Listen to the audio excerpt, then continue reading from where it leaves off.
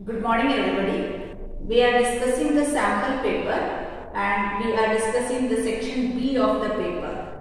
In that section we have discussed till question number 19. Now the question number 20 is explain the working of rural local government. So this is taken from political science second chapter, that is federalism.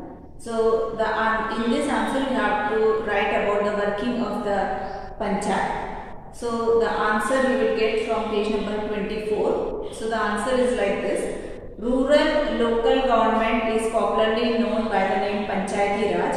Each village or a group of villages in some states has a Gram Panchayat. This is a council consisting of several ward members, often called Panch, and a president called Sarpanch. They are directly elected by all the adult population living in the ward or village. It is the decision-making body for the entire village. The panchayat works under the overall supervision of the Gram Sabha. All the voters in the village are its members. It has to meet at least twice or thrice in a year and approve the annual budget of the Gram Panchayat and to review the performance of the Gram Panchayat. So this much is the main portion which you have to write. And then you can write one or two sentences about the local government structure goes right up to district level. A few Gram Panchayats are grouped together to form what is called Panchayat Samiti or block or mandal. And the members of this representative body are elected by all the Panchayat members in that area. All the Panchayat Samitis or mandals in a district together constitute the Zilla Parishad. So till this you can write. Now, in option to that question, one question is write down the features of holding together federations. So this is also taken from the second chapter of political science. We have studied about coming together federations and holding together federations, and we have studied that India is one of the examples of holding together federation. So the features of the holding together federations are, in this form of federation, a large country decides to divide its power between the constituent states and the national government. That is first point. Second, India, Spain, Belgium are examples of this kind of holding together federation. Then third is, in this category, the central government tends to be more powerful vis-a-vis the states. Then fourth is, very often different constituent units, the federation have unequal powers. Some units are granted special powers. So these are some of the points which are right.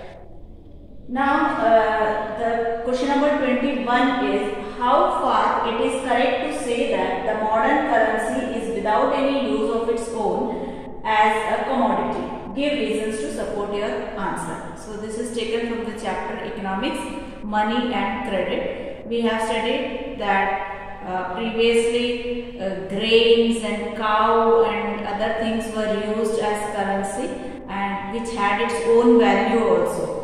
But then when currency was introduced like rupees and coins, it has no value of its own. So that answer you have to write. So these points you can write like this. First point, modern forms of money include currency, paper notes and coins.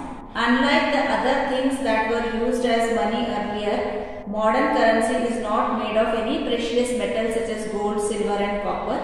And unlike grain and cattle, they are not utilized as everyday things.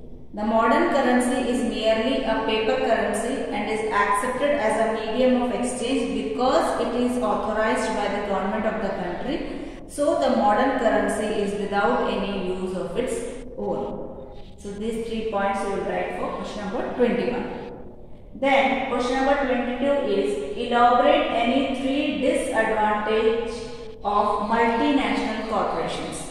So this also we have studied that what are the disadvantages of multinational corporations. So one of the disadvantages is small manufacturers such as manufacturers producing batteries, capacitors, plastic toys, tires, dairy products and vegetable oil were very much hit by the big MNCs as they could not compete with the large scale manufacturing of these big MNCs.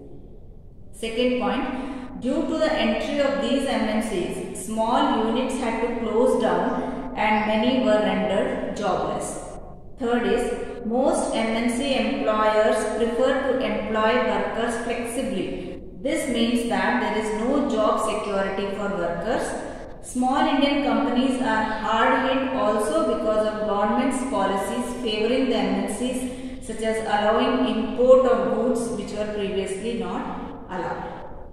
So these are some of the questions of section B, that is 3 marks question.